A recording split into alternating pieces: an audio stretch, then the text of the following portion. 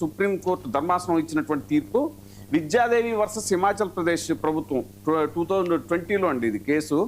మానవ హక్కు, human rights, సంక్షేమ రాజ్యంలో ఆస్తి హక్కు అనేది కేవలం రాజ్యాంగ హక్కు మాత్రమే కాదు, అది ఒక మానవ హక్కు అని అత్యున్నత న్యాయస్థానం స్పష్టం చేసింది.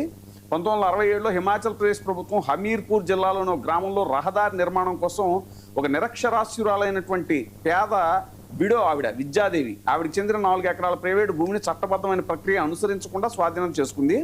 52 ఏళ్ల నిరీక్షణ తర్వాత ఆవిడ గ్రామీణ నేపథ్యం ఉన్న నిరక్షరాస్యురాలు కావడంతో తన హక్కుల పట్ల అవగాహన లేక ఇన్ని దశాబ్దాలు వేచి చూడాల్సి వచ్చింది. ఆఖరికి 2020లో ఈ తీర్పిస్తూ కూడా చెప్పినటువంటి సుప్రీంకోర్టు చేసినటువంటి వ్యాఖ్య. లక్ష్మయ్య గారు వినిపిస్తుందండి? మీ వాయిస్ మ్యూట్ లో ఉందండి. ఓకే అండి. మీరు చెప్పండి. అసలు ఈ విషయాన్ని ఎలా చూడాలంటారు మీరు చెప్పండి, ఒక రిటైర్డ్ తహసీల్దార్ గా.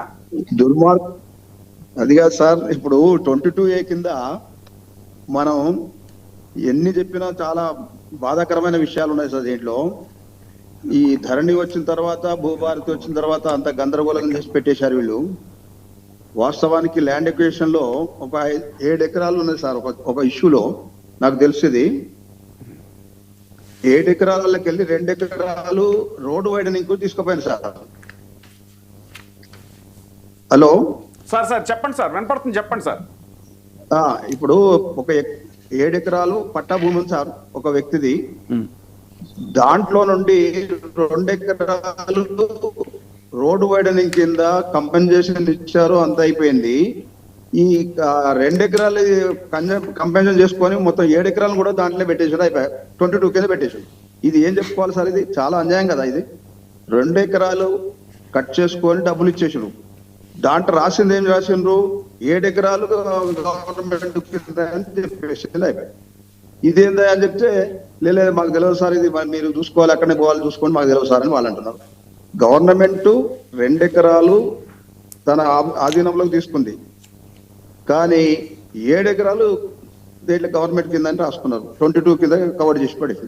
ఇదేంది అని అంటే అది పొరపాటు ఏదో జరిగిందంటే రెక్టిఫై చేసుకుంటామని చెప్పినారు. ధరణిలు అట్లే అయిపోయింది. ఇప్పుడు భూభారతులు కూడా అట్లే ఉంది. ఇప్పుడు వాళ్ళు అమ్ముకుంటానికి వీలైన పరిస్థితి ఉంది, కొనుక్కోవడానికి వీలైన పరిస్థితి ఉంది.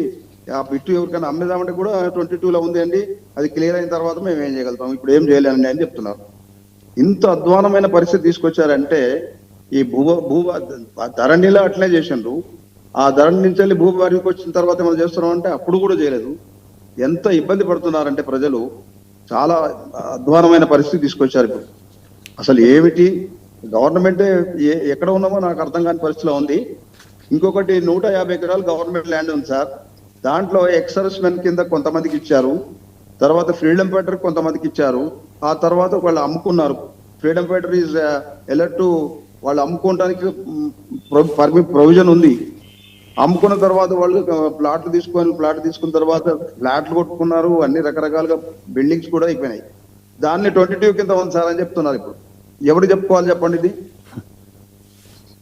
ఏమైనా కామన్ సెన్స్ లేకుండా ఈ గవర్నమెంట్ వ్యవహరిస్తుంది. ఇది మరి ఎవరు రెక్టిఫై చేస్తారు, ఎట్లా చేస్తారు, ఎంత సఫర్ అవుతున్నారు పబ్లిక్ అనేది మాకు క్లియర్ గా తెలుస్తుంది సార్ ఇది.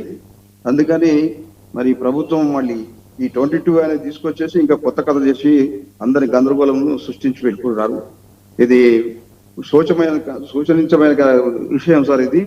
మరి ముఖ్యమంత్రి గారు, రెవెన్యూ మంత్రి గారు ఏం చేస్తున్నారు, ఎవరు దీనికి సంబంధిత అధికారులు ఎవరికి అర్థం కాని సఫర్ అయితే చాలా పబ్లిక్ అంతా సఫర్ అవుతున్నారు సార్ ఇది. ఓకే ప్రసాద్ గారు, అదే యాక్చువల్గా ప్రభుత్వ భూములు రక్షించడానికే ఈ 22A నిబంధన అనేటువంటి